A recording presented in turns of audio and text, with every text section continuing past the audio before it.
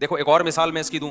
حضرت بریرہ رضی اللہ تعالی عنہا کسی کی غلام تھیں, باندی تھیں. آپ لوگ کی توجہ ہے, بور تو نہیں ہو رہے؟ کچھ علمی موضوعات سے لوگ بور ہونا شروع ہو جاتے ہیں.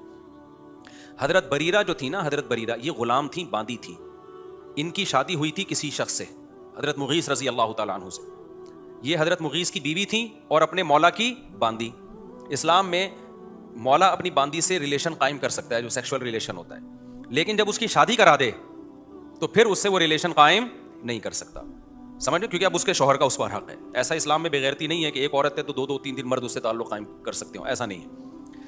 اب اسلام نے عورت کو یہ رائٹ دیا ہے, جو باندی ہے نا, باندی, اس کا شوہر اس کو 2 طلاقیں دے گا تو نکاح مکمل ختم ہو جائے گا, کیونکہ باندی پر مرد کو ملکیت آدھی آتی ہے. لہذا 3 طلاق دینے کی ضرورت نہیں ہوتی نکاح سے نکالنے کے لیے. 2 سے بھی نکاح, اب 1.5 ہونا تو 1.5 چاہیے, لیکن طلاق 1.5 ہوتی نہیں ہے, تو 2 طلاقوں سے کیا ہو جائے گی, وہ 2 طلاقوں سے ہی نکاح مکمل ختم ہو جاتا ہے. اب جب باندی آزاد ہوتی ہے نا, تو مرد کو اس پر ایک اور طلاق کا حق آتا ہے کہ اب 2 سے نہیں بلکہ 3 طلاقوں سے آزاد ہوگی ہے. تو اب مرد کی ملکیت اس پہ بڑھ رہی ہے نا. جب بڑھ رہی ہے تو شریعت باندی کو آپشن دیتی ہے کہ تم اس پرانے نکاح کو باقی رکھنا چاہو تو باقی رکھو, ختم کرنا چاہو تو بولو ختم کر دو.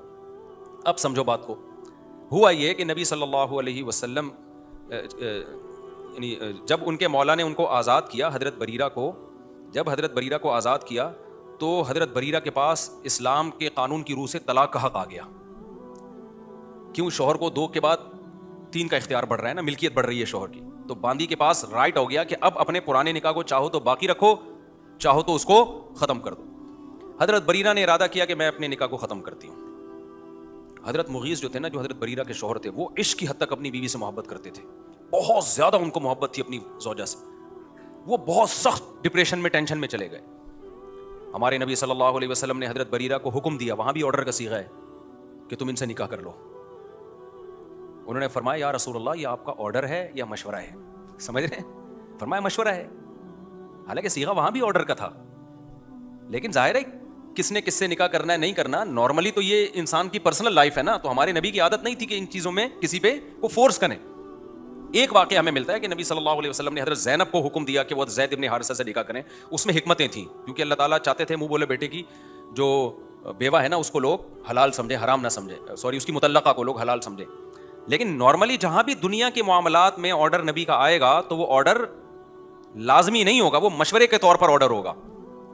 تو نبی نے حضرت بریرہ کو حکم دیا کہ تم ان سے دوبارہ نکاح کر لو. حضرت بریرہ نے فرمایا یا رسول اللہ, یہ آپ کا حکم ہے یا مشورہ ہے؟ فرمایا مشورہ ہے. فرمایا میں نہیں مانتی اس مشورے کو.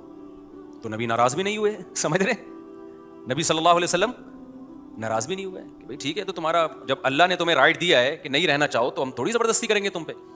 لیکن حضرت جو ان کے شوہر تھے نا, ان پہ اتنی قیامت گزری, وہ گلیوں میں پھرتے تھے خاک, ایسے بعض روایات میں آتا ہے خاک ڈالتے تھے یا روتے پھرتے, ابھی مجھے پورے الفاظ یاد نہیں ہیں حدیث کے, بہت زیادہ روتے پھرتے تھے وہ گلیوں میں اپنی بیوی کو یاد کر کے. اور ادھر لوگ سفارش کرتے تھے بریرہ سے, بھائی تمہارا میاں اتنی محبت کر رہا ہے, کر لو ان سے نکاح. وہ کہتی نہیں, وہی بات ہے نا, مجھے آپ بالکل بھی پسند. تو اب کیا ہوا کہ جی حضرت بریرہ تو نبی صلی اللہ علیہ وسلم نا ایک تعجب سے فرمایا کرتے تھے کہ ایک طرف ان کے شوہر کی محبت دیکھو اور دوسری طرف ان کا اپنے شوہر سے بغض دیکھو, دونوں ایکسٹریم لیول پہ پہنچے ہوئے ہیں. تو اس سے صاف پتہ چلتا ہے نکاح طلاق کے معاملے میں ہمارے نبی کی عام عادت یہ تھی کہ کسی کو جبری آرڈر نہیں کیا کرتے تھے.